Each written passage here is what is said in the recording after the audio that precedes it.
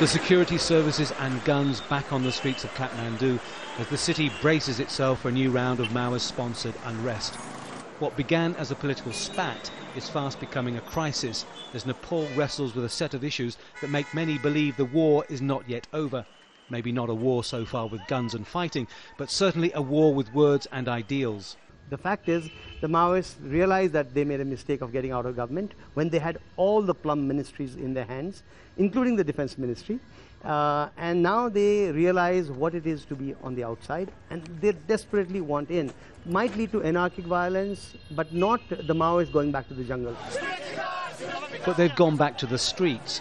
Tens of thousands protested over a decision by the country's president, when the Maoists were in power, to overturn their decision to sack the army chief. Both sides claimed the other was acting unconstitutionally. The Maoists want the president to apologise and admit he was wrong.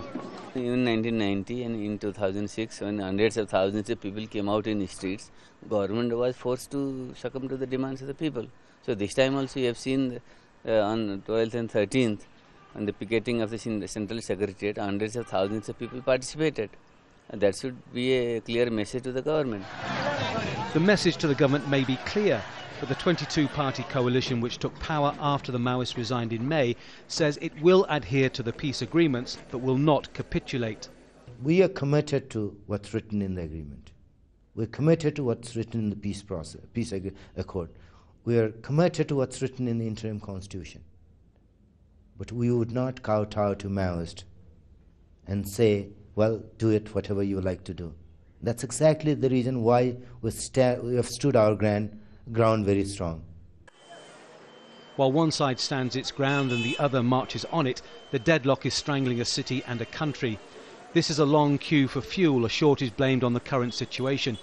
The Maoists have blocked the new budget from being passed, and that could hit public utilities, government worker salaries, schools and hospitals, and bring the country to a standstill. And the Maoists have given the government until Friday to comply with their demands. The impasse is stifling both political and public life and shrouding Nepal in uncertainty.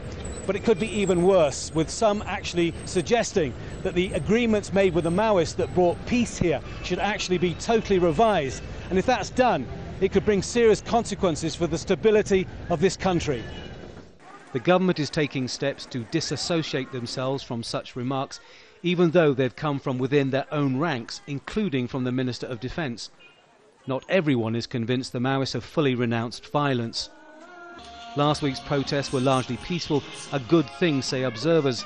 But the Maoists have more than 20,000 fighters who've been in containment camps for 3 years.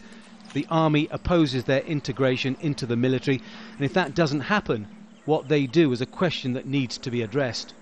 We're not as yet at the edge of the precipice, but we are moving ever so slowly towards that edge. Behind the scenes, leaders from all sides are still talking, which is a good sign in a country which seems to find peace as difficult to handle as it did war. Tony Birtley, Al Jazeera, Kathmandu.